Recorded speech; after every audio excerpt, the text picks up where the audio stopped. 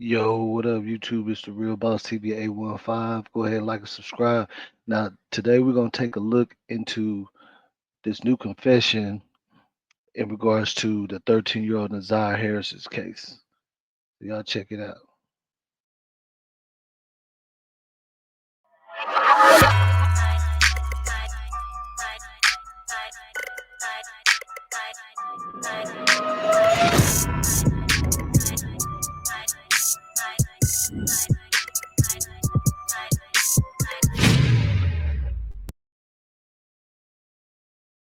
Now, for y'all that don't know, Na Ziah Harris is a 13-year-old girl who was in a relationship with this man Jarvis Butts.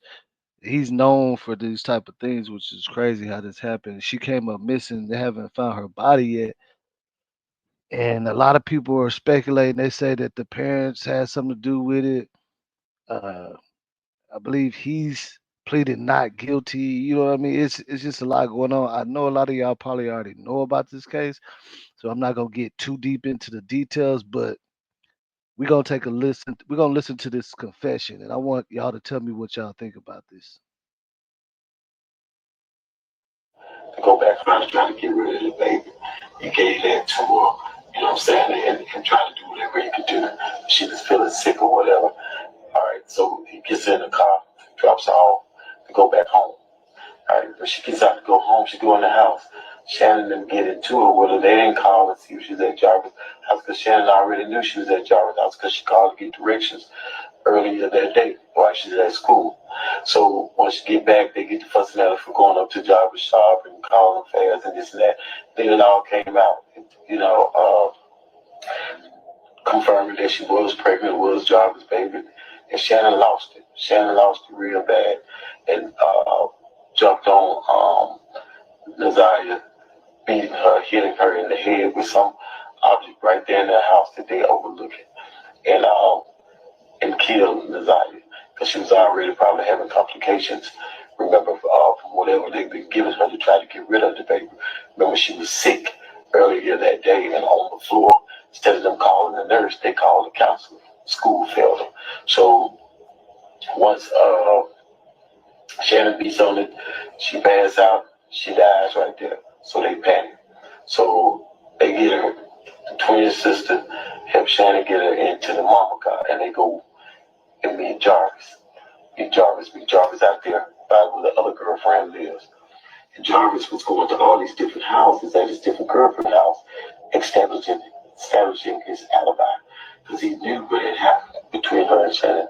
That he had nothing to do with it, but knew that he was also the last person seen with her and probably would be questioned to, about her being unalive. So once Shannon and the sister go out there to meet them out there, they get rid of the body, right? So once they get rid of the body, he tell them, bring some extra clothes or whatever. So they get rid of the body and they throw those extra clothes out, which is working. And I don't understand how that's working, because we know what she had on the day at school. We know what she left, got off the bus with, the clothes she had on. But they threw out some different clothes with limited amount of blood and stuff on it. Why? Because they only took the jacket off of her, the jacket off of her, and probably some other shoes and stuff that was already in the house. But she's still buried in what we saw her in, which is that colorful jacket, them jeans, and some other shoes, wherever she is. And I don't think she buried nowhere uh, where she can't be found because they somewhere else and make people go search in the opposite direction. So she is deceased, but she was killed by Shannon in a rage because of her jealousy or whatever she had going on with Jarvis. And at the end of the day, the mom and the sister knows what Shannon did, and they're not protecting Jarvis; they're protecting Shannon.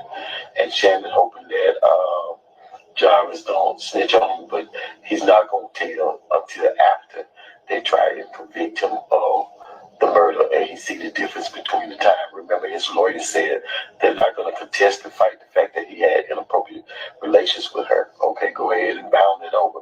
But what we are fighting is murder. Why? Because there's no body. Now, here's where it gets tricky. Now, you do know that Shannon and all of them have already made deals with the DA. Why? Because without Shannon, the mom, King, the fiance, without all those people, they would not have a case for murder against this young lady. So they pieced up parts of their statements and testimonies to present what it was they wanted to present to the court, that he was last seen with it and he's the one that killed him. But believe me, there's other text messages, all kind of messages in their phones that they took. But if they convict them and show that they are also guilty, then who would be on the stand and testify or could testify against Jarvis? Because they all could get up there and just plead the fifth because they all are being charged. So therefore, they're letting them off and letting them go. They made a deal. They agreed to testify against Jarvis and say what it is that they want them to say, with in turn keeps them from being prosecuted and charged with anything. But trust me, they know exactly what happened. They know exactly what happened to her. But they want to get Jarvis and get Jarvis off the street because they feel like he's the problem. He's the ringleader. But they trying to get rid of the baby. He gave that to her. Now, here's the kicker about this confession. So this dude Jarvis Butts, he some way weaseled his way in the family, like he's the uncle to like some of her cousins. Now, this confession allegedly we can't say that it's all truth, but one thing about it that's standing out to me is if you look at anything in the case, certain relatives have reported Jarvis Butts to CPS up to 5 times since 2015 because they was concerned about these things because this is she's not the first one obviously, and they've been trying to get him off the streets. So I guess some of that what he's saying could be true because we do know that's a well fact that they've been wanting to get him because they've already reported other people in the family have reported him to CPS. So I don't know how this is gonna play out. I know a lot of people probably been deeper into this case than I have. I just been watching it. So, if y'all know anything, y'all got any information, y'all feel free to drop it in the comments. Let me know what y'all think about this confession.